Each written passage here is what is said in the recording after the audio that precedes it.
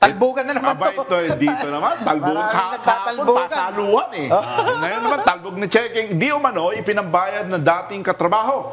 Yan ang isinumbong sa atin ng kasangbahay nating OFW, nako, mula sa bansang Kingdom of Saudi Arabia. Para sa development ng nasabing reklamo, nasa kabilang linya po si Lieutenant Marla Manalo, ang Chief Operations PCRPCO ng Lemery Municipal Police Station dyan sa Batangas, PPO. Lieutenant Manalo. Hello. Maalala ko yung kahapon pala yung Yes, sa maganda. Bohol. Hello, magandang hapon po. Yes. Yan. Kaya pa nun. Ayan. Bago tayo matapos, Action Center, dapat makontak natin si Hepe, ano ng development. Tama. Yes. Oo.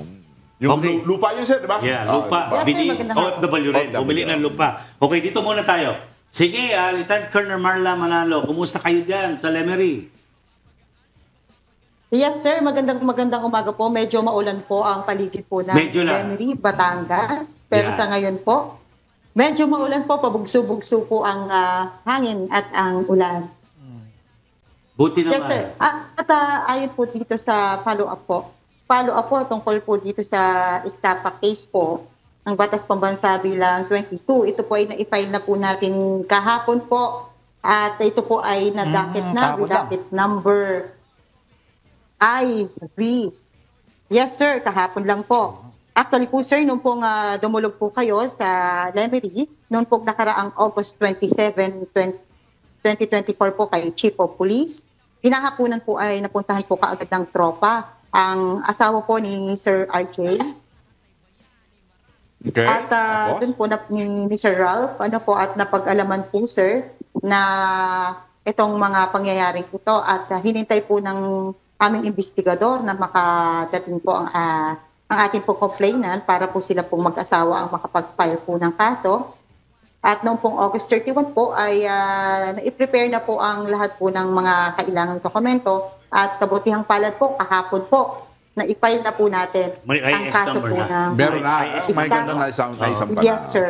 Yan ang importante. Action Yes, sir, agad ng meron ating na po, kapulisan mula dyan sa Lemery. At yan ang ay pamumuno ni Lieutenant Marla Manalo. Winner! Winner ka talaga. Oh. Ay, nasa kabilang linya ang nagreklamo, no? Yun. Si Ginoong Mario Magsino, OFW from Kingdom of Saudi Arabia. Yan. Sir RJ, hello. Hello. Magandang hapon po, sir. Hi, RJ. Nasa Saudi ka ba ngayon o Lemery? Uuwi ko lang po, sir. Talaga pong nagkataon po Nasa na Lemery na bakasyon siya. po. Oh. Nandyan ngayon sa Lemery. 3 months or 4 months ago, galing ako Saudi eh. Ha? Narinig mo ba yung pagpunta ng sumbong niyo action agad yan? Sa kasamaang palad, sir, nasa liblib po kaming lugar sa Saudi. Malayo, no? Kailan ang uwi mo sa Saudi? By next week po, babalik na rin po ako, sir. sa Makita Saudi. tayo, kaso liblib na lugar ka eh. Nandiyan kami, November Pupuntahan ka na lang daw niya, 8 John to Ross. November 16. Oh, yun. Abangan mo yan, Kita ha? tayo dyan, ha? Sir Sa Saudi Magsino, Arabia. Pupuntahan ka na lang daw ni RJ. Pero anyway, ano masasabi mo, Kuyang RJ? Sir, ako po yung magpapasalamat po sa inyong programa. Talaga pong ang inyo pong show title ay tamang-tama po, napakabilis po. Tama po sinasabi ni Siya Ma'am agad? Marla. The same day po, talaga pong same day. pumunta po yung sa aking asawa. Very good. Mabagal pa nga yung Kuyang eh. Meron pa nga yung the same hour. Yeah. Oo, meron Habang ini-interview, pinapapuntahan na. Pero anyway. Medyo kinutubag na po ang aking asawa. Kasi after po ng program, minessage ko siya, tinawagan ko siya. Hindi po mapakali. Hindi niya po alam kung anong gagawin. Kaya po ganyan. Pero ano po, tama po sinabi ni Ma'am Marla na nabigyan na rin po kami ng docket number. Sana lang po ay ma-issuean po talaga ng warrant of arrest, ng resolusyon. Kasi po, sabi po sa akin ng isa kong katrabaho dati, nakatrabaho din niya dati, nagpaplano daw po ulit yung tao na mag-abroad ulit sa Qatar. Ba? Opo, kasi po malaki po yung kumpanya namin. May iba't iba po kaming Sir branches RJ, sa iba't nandito ibang bansa. yung nireklamo ninyo, di ba? Yung kinasuhan? Nandito Opo, pa. yan po yun. Nandito po sa Pilipinas. Lumipat daw po. Recently, sabi po sa akin, nasa dampas naman daw po ngayon. Anong ginagawa? hanggang po- Nang bibiktima ba yan? Investment, Scam? oh. Nambibiktima po. Nambibiktima po siya natin yung mga kababayan natin. pahuli Di ba? na. Baka mamaya Sir, sa to- may mga biktima na naman. Pero Okay, meron po napakalaman. siyang mga nabiktima pang OFW, nag-reach out po sa akin. Ang problema po nabibiktima kasi, na yan, Kuya ayaw po Arnie? nilang magreklamo. Kuya RJ, sino yung nambibiktima na yan? Kasi baka mamaya para ma-warningan ang ating mga kababayan. Opo, si Ian Jared Celis de Guzman. Siya po ay PRC nurse. Meron po siyang kumpanya. Siya po ay DTI approve ang kumpanya niya. Kacheche ko lang po ulit kahapon. Ang pangalan po ng kumpanya niya ay PC Nagre-recruit Enterprise. Tama? Ano? Investment, sir. Investment. Oh, Kuyang Opo, Ian. meron po siyang Kuyang RJ, investment. Hindi, pero gusto- nurse pala yan. Pero nakikinig si Opo, Ian nurse po, Jared de PRC po. Guzman na inireklamo sa panan ng kaso, bukas naman ang ating programa. Kasi ang balita, marami kang mga Nagrereklamo. nabiktima. Naloko. Kawawa Marami naman yung nagrereklamo mga sa'yo. nagrereklamo, di ba?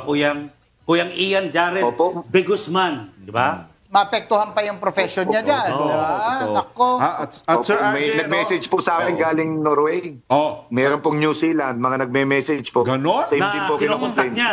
o mga biktima na, sir. Puro OFW ang Tinatry po mga... nila yung contact. Yung mga nagme-message sa inyo, parekta mo dito sa action center natin, ha? Oo, alalahin natin, sir. Oo. Tama, oh. Lalo na mga Para kung talaga may OFW, establish kawawa natin, naman. kailan manawagan tayo sa mga kababayan natin na mag-iingat sa mga taong to. Oo, Di ba? exactly, no? Ian Jared de Guzman. Anyway, Opo. Kuyang RJ, isa lang pakiusap ko sa'yo. Pag-uwi mo sa Saudi. Saudi, pakishare mo sa ating mga kababayan. Itong interview Oo. natin. Na yung may programa po tayo na makakatulong sa kanila. Oo, Spread the tama, word. Okay. Oo. Pakishare mo na manood sila. Oh, tama. Magaling manood ng Sumbong New Action agad para makaiwas sila sa mga iba't ibang modus Modus. operandi. Di ba? At meron silang Noted, sir, programa noted. Oo. na pwedeng dulugan Totoo. at ma-actionan kagad. No? Okay? Noted, sir. Noted, sir. At Sir Sir, RJ, magpapasalamat lang at po Sir sana RJ, ako. maidagdag ko lang, kung sakasakaling lumabas na po ang warrant of arrest laban dito ho sa inyong nirereklamo kay Sir Mr. De Guzman, makipag-ugnayan tayo sa prosecutor, sa piskal para maagapan, magkaroon doon sa airport na hindi makalabas. No? HDO. Oo. Para Hold hindi na departure makalabas order. sa ibang bansa. No? Tama. Po, sir. Noted po. Okay. Okay, maraming salamat kay Sir or Ginoong RJ Magsino ng Saudi Arabia. Yes. Maraming salamat. And of Kita-kits course- tayo dyan, Kuyang, ha?